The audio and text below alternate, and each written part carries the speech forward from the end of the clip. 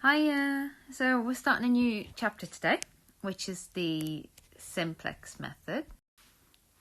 Hiya! We're starting a new chapter today, the simplex method, simplex algorithm, and this leads on from linear programming because the ones we've done so far have only got two variables, x and y, so we've been able to plot them, find the feasible region, find an optimal solution from there.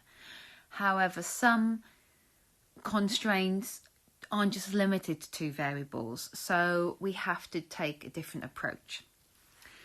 And the idea behind this is simultaneous equations.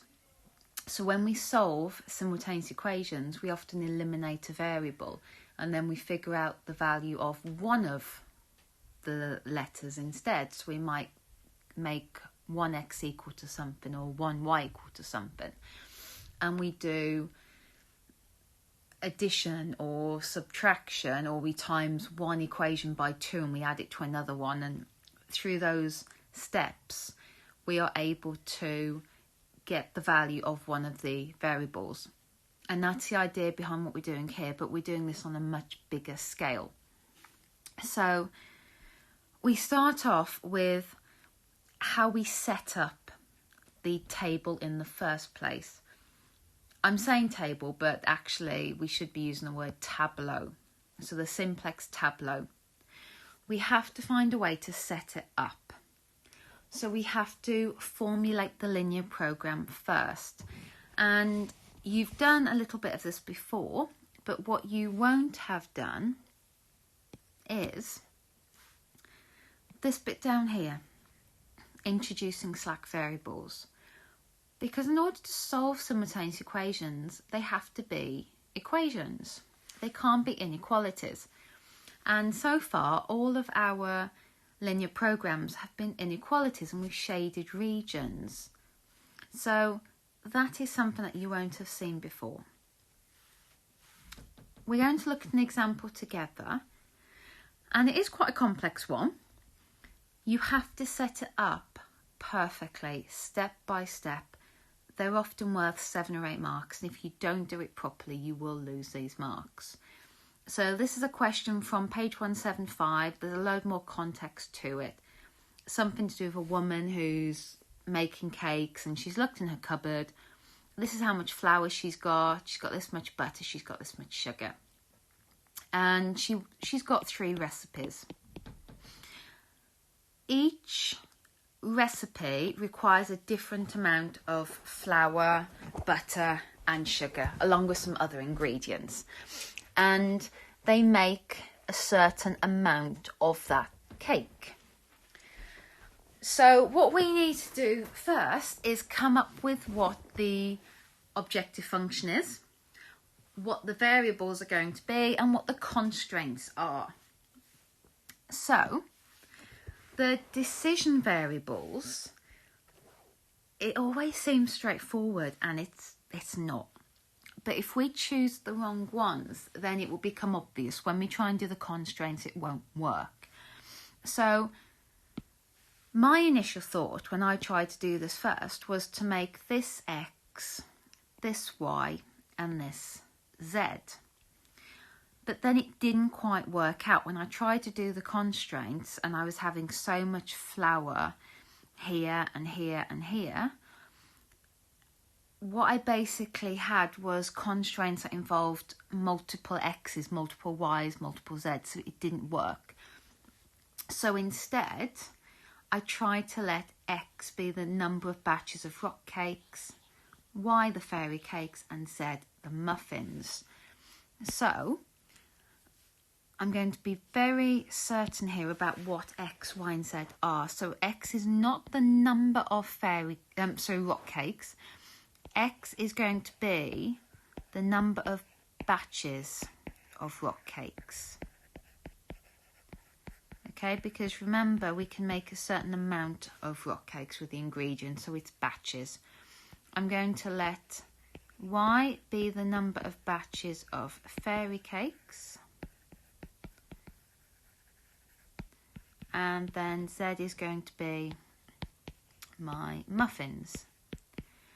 And you'll see in the book they've done it slightly different. They've used subscripts. I'm not so keen on subscripts. So they have used, I think they used XR for rock cakes, XF for fairy cakes, and maybe XM. That's fine. Personally, I don't like using all these subscripts. I find it gets very confusing. As long as you've set up what your variables are, you can't get penalised for using them. You've clearly labelled them here. So I'm not going to use XR, XF and XM. Okay, I'm just going to try and get rid of them. There we go, brilliant. Okay, I've got my decision variables. The next step is the objective function. This wasn't clear in here because, like I said, I've just picked out the bits from the question. There's a lot more context to it. But we are trying to maximise the total number of cakes made. So my objective function is going to be to maximise, I think I'll just use letter M, maximise M, and we let X be the number of batches of rock cakes. Well, in a batch of rock cakes there are 10. In a batch of fairy cakes we made 18, I believe. I'm just going to look back and show you. So rock cakes, it makes 10 cakes. Fairy cakes we make 18, and muffins we make 12. Okay, so 10, 18 and 12. So 10x plus 18y plus 12z, and this will give you the maximum amount of cakes made. So if I make 5 of these, for example, it's 50 rock cakes. If I make 10 batches of fairy cakes, I've actually got 180 fairy cakes there. Now I'm on to my constraints. So my job here is to look back at all this information and figure out what are my limitations. I'm going to put a quick line through this because I've already used this. I've also already used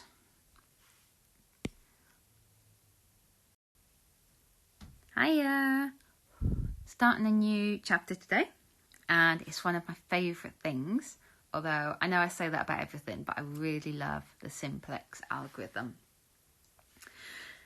Now this is not difficult, but it gets really, really fiddly. And that's the main issue with the Simplex algorithm, just the amount of calculations you have to do, and quite often with fractions. We're going to ease into it because we need to know how to set up a Simplex tableau.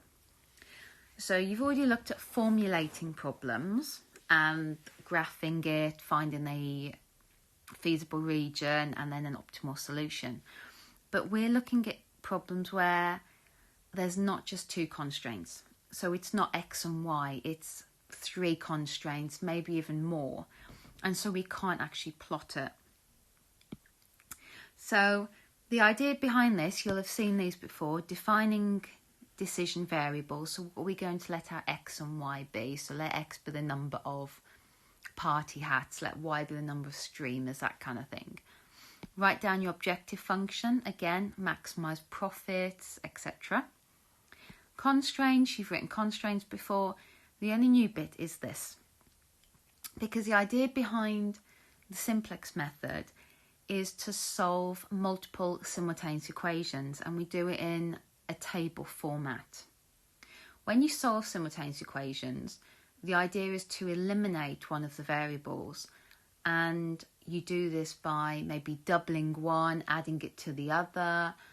So there's different row operations that you have to do. We're going to be doing this on multiple simultaneous equations with quite a few constraints. You'll remember when you've done simultaneous equations that they are always equations. So this bit down here helps us turn inequalities into equations. So that's what this bit down here is for. Please excuse the poor writing. So we're going to turn inequalities into equations. I've got a problem here from the textbook, question 4, and I have really shortened it down. There's a lot of context behind it. A woman was baking. She wanted to make so many batches of cake. She's got so much flour, butter, sugar, etc. We have to formulate this into a linear program. So we've got a few different things to do. Those 4 stages there are what we're going to do before we can set up the tableau. So if I look through this, I've got so much flour, butter and sugar. There's 3 different cakes I want to make, and each cake requires different amounts of these ingredients.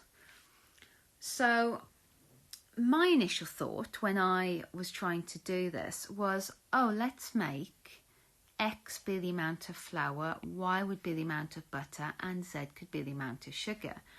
And then I could have a constraint for rock cakes involving X, Y, Z. I could have one for fairy cakes and one for muffins. But if you've chosen the wrong thing to be your decision variables, as soon as you get into doing it, you'll realise it's wrong. So mine didn't work. So I went back and had a think, and I decided to make X, Y and Z the batches of cakes that I could make. So step 1 is to define your decision variables. Be really careful about these. So X is not going to be the number of rock cakes, because if we go back here, rock cakes, these ingredients can make 10 cakes. So I'm making batches of these cakes. So let X be the number of batches of rock cakes. And I'm going to have Y for fairy cakes.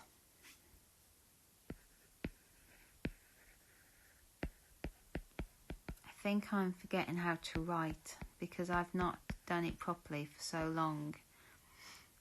I'm losing the ability to write. And let Z be the number of batches of muffins. Okay, so what you might see in the book is they use subscripts. I'm not a big fan of them. I think they may have used XR for rock cakes, XY for fairy cakes, and XZ for muffins. Sorry, not XZ. Told you, I'm going mad. I'm going absolutely mad here by myself. Right, XR, XF and XM, I think you'll find they've used. So XR for rock cakes, XF for fairy cakes, and XM for muffins. I just find all of the subscripts very confusing, and I often forget to use a subscript. Just all the X's there, I couldn't deal with. And as long as you set up what you want your decision variables to be, they can't really penalise you for that. Okay, so I've got X for rock cakes, fairy cakes, muffins. Okay, X, Y, Z.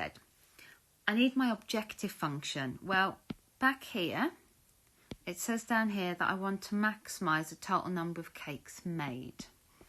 So I want to maximise, I'm going to use M, max M, and I can make 10 rock cakes in a batch, 18 fairy cakes and 12 muffins per batch. So if I make 2 batches of rock cakes, I end up making 20. If I make 10 batches of fairy cakes, I make 180. Okay, so that's what I'm trying to maximise. That is the number of cakes that I am making. But we've obviously got these constraints, and my constraints are going to be limited by the amount of flour, butter and sugar I've got. So when I started doing this with my constraints being X, Y, Z, it didn't quite work. So I found that, like I said, I was getting many X's in one particular constraint. Y's were occurring in constraints twice. It wasn't working. So my first constraint, I'm going to have about the amount of flour. I'm then going to have one about the amount of butter, one about the amount of sugar. And because each of these requires flour, butter and sugar, you'll have constraints with X, Y and Z in. So that's how I knew I'd gone wrong last time. So I'm going to have a flour constraint. You don't have to write down it's a flour constraint. This is just to help me. So I'm going to have flour, butter, and I forgot what the other one was, sugar, I think. Okay, and just notice as well, I've got different units here. I've got grams here and kilograms here. So rather than have 0 points and quite small numbers, I'm going to change these into 3,000, 2,000 and 1,500. So I'm going to call that 3,000, that will be 2,000 and that will be 1,500. So my flour constraint, 220x plus 100y plus 250z is going to be at most 3,000. So let's write that one down. So my flour constraint is going to be 220 for the batches of rock cakes, 100 for the batches of fairy cakes, 250 for the batches of muffins, and I've got at most 3,000 grams for that. Go back to butter. I'll use a different colour for this, hopefully that will help. I've got 2,000 grams of butter. Rock cakes use 100, fairy cakes use 100, muffins use 50. So 100x plus 100y plus 50z less than or equal to 2,000. And once I start messing around with these properly, I'd probably divide all of these by 10 and divide all that by 10 just to make the numbers easier to deal with. Okay, and my last one is the sugar constraint.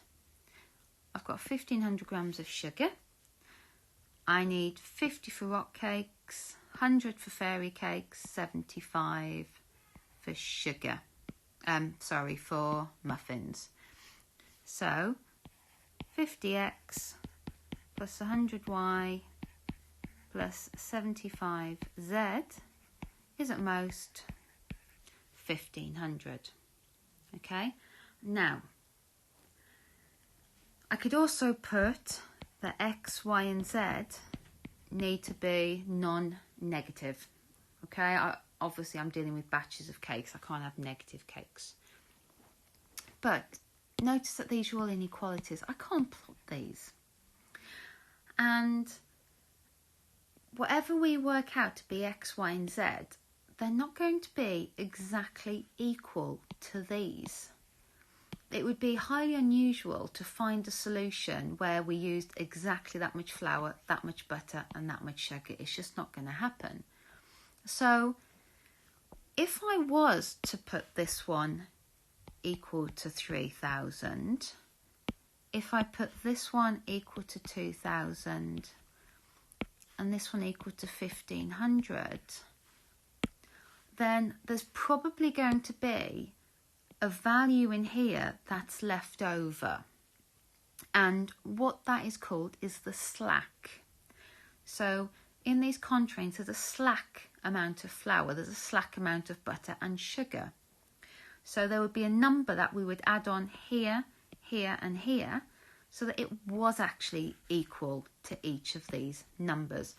And that's what a slack variable is.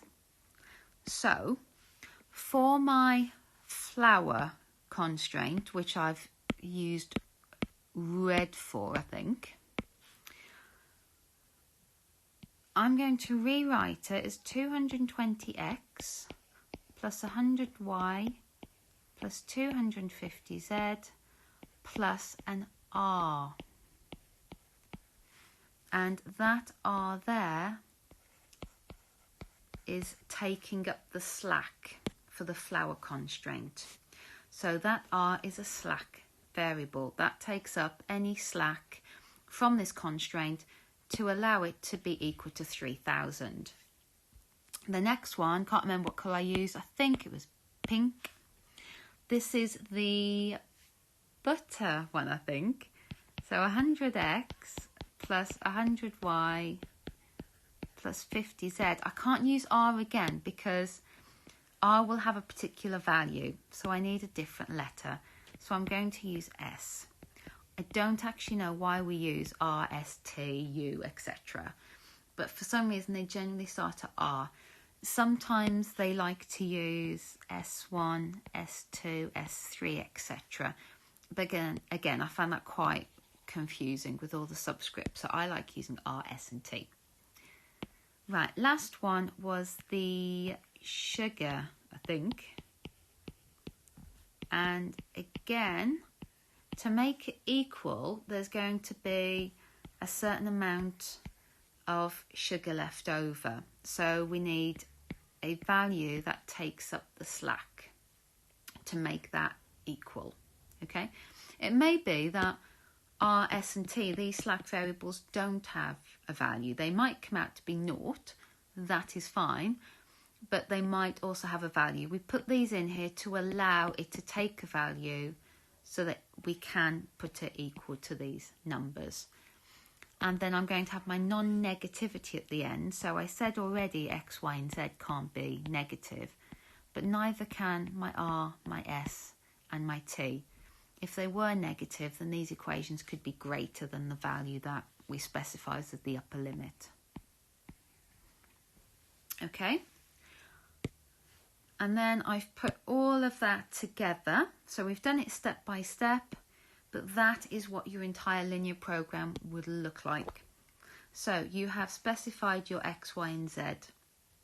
We've got our objective function such that we've got our constraints. And again, I probably would divide all of these by 10. You'll notice I'm missing a z off there. So these values, remember, r, s and t are my slack variables.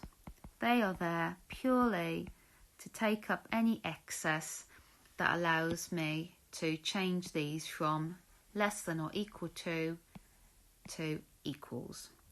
Okay, so what we'll do next lesson is have a look at how we're actually going to set these up and how to put them into the table form ready to solve. If you can turn to page 174, please, in your decision books. I've done question 4, but if you could have a go at all the other questions in the exercise, there's only another 4 to do. Let me know if you need any help, and remember the variables are actually unimportant, so in the back of the book they might have different variables. Okay, best of luck, talk to you soon, bye.